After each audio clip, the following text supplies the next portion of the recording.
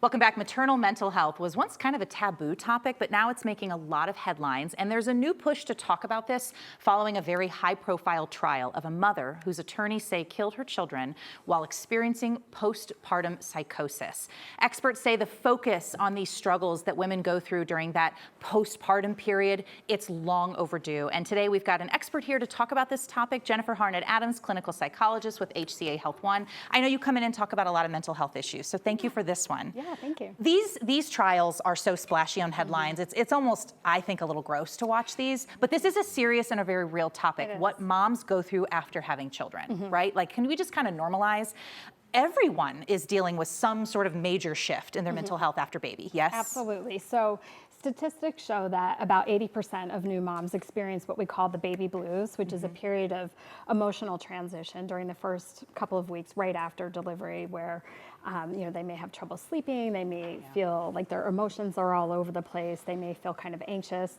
We hope to see that that starts to resolve after a couple of weeks, but it is a very common transition. And is it just a first baby thing, or do you see it with multiple, like even after you have a little bit of an idea of what you're doing, right? You can still go through this. Yeah, because it's, welcoming a second or a third baby into the family is also a big transition. Sure. You might be managing sibling relationships and jealousy or different transitions related to work. So each baby offers, new opportunities and challenges for a family. There's in my circles, I'm a mom with a little one, and I feel like I'm learning as I proceed so much more of my friends' stories. So often you're not seeing this extreme end, but the regular baby blues, the anxiety, sleep deprivation, all of it, like that's a pretty normal experience. But what really sets it apart when it gets to this level of significant danger for the kids and the family? Yeah, so if we see that a mom is struggling beyond the first couple of weeks, if it starts to impact how she's interacting with her with her infant, with her child, with her loved ones, that's a concern. If it impacts her return to work, or if she just really is worried about how she's feeling, that's a great time to reach out to your healthcare provider.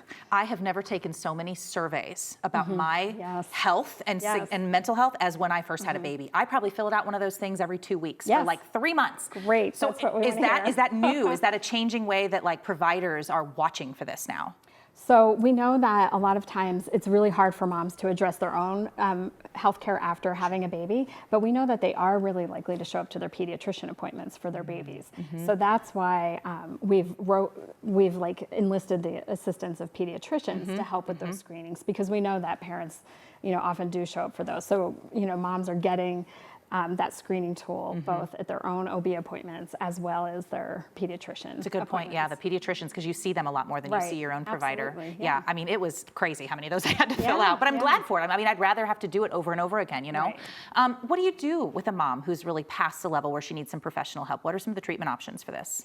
So I like to think about support for new parents as both being in support strategies that people can do on their own at home, as well as therapeutic interventions that they can access through their healthcare providers. Those supportive strategies that people can do at home are, working on really protecting sleep, connecting with friends and loved ones, and just kind of sharing, in their social circles.